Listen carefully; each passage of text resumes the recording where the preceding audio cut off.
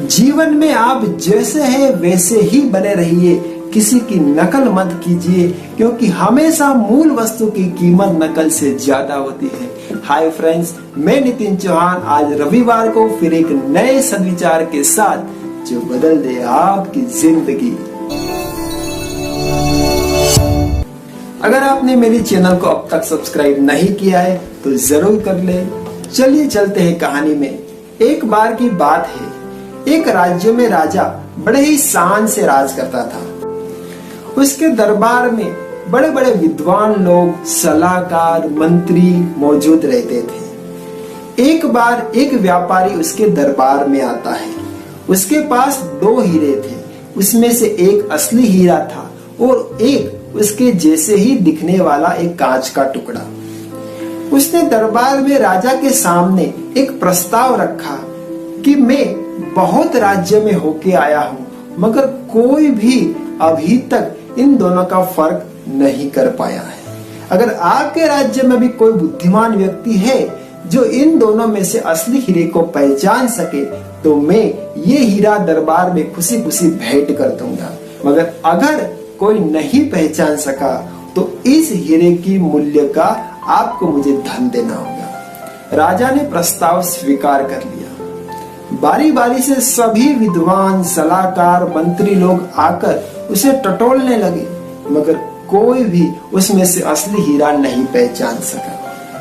थोड़ी देर बाद उस भीड़ में से एक बूढ़े बाबा सामने आए और राजा के सामने अर्जी की कि राजा जी, मुझे एक मौका दिया जाए। राजा ने सोचा कि दरबार में से कोई नहीं पहचान सका तो आप भी एक प्रयत्न कर लीजिए। उस बूढ़े बाबा ने उन दोनों हीरो को खिड़की के पास रखवा दिया और थोड़ी ही देर बाद वो वहां गए और तुरंत ही उन दोनों में से असली हीरा पहचान लिया। सभी लोग खुश हो गए, उत्सव मनाने लगे। हीरे को दरबार में जमा करने की तैयारियां होने लगी। उसके बीच राजा ने उस बूढ़े बाबा से पूछा कि बाबा, ये सभी लोग नहीं पहचान सके और आपने तुरंत पहचान लिया, कैसे? उस बाबा ने बड़ा ही सरल उत्तर दिया और सभी को चौंका दिया। उन्होंने कहा कि मैंने इस हीरे को खिड़की के पास रखवा दिया जहां धूप आ रही थी। उस धूप में जो ठंडा रह गया वो हीरा और जो गर्म हो गया वो कांच। धूप में कांच तुरंत गर्म हो गया और हीरे ने अपना गुण दिखाया, वह ठंडा ही रहा।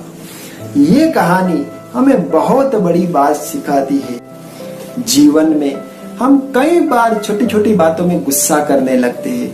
थोड़ी सी परेशानी में हम हिम्मत हार जाते हैं। थोड़ी सी धूप में हम कांच की तरह गर्म हो जाते हैं और कई अच्छे दोस्त और परिवार के सदस्यों से हम बिछड़ जाते हैं।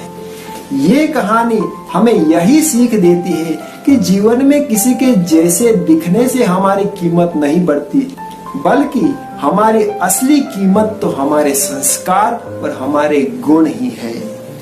अगर आपको ये कहानी अच्छी लगे तो लाइक कीजिए, अपने सुझाव कमेंट बॉक्स में लिख दीजिए। फिर मिलते हैं रविवार को एक नई कहानी के साथ। तब तक के लिए प्रणाम।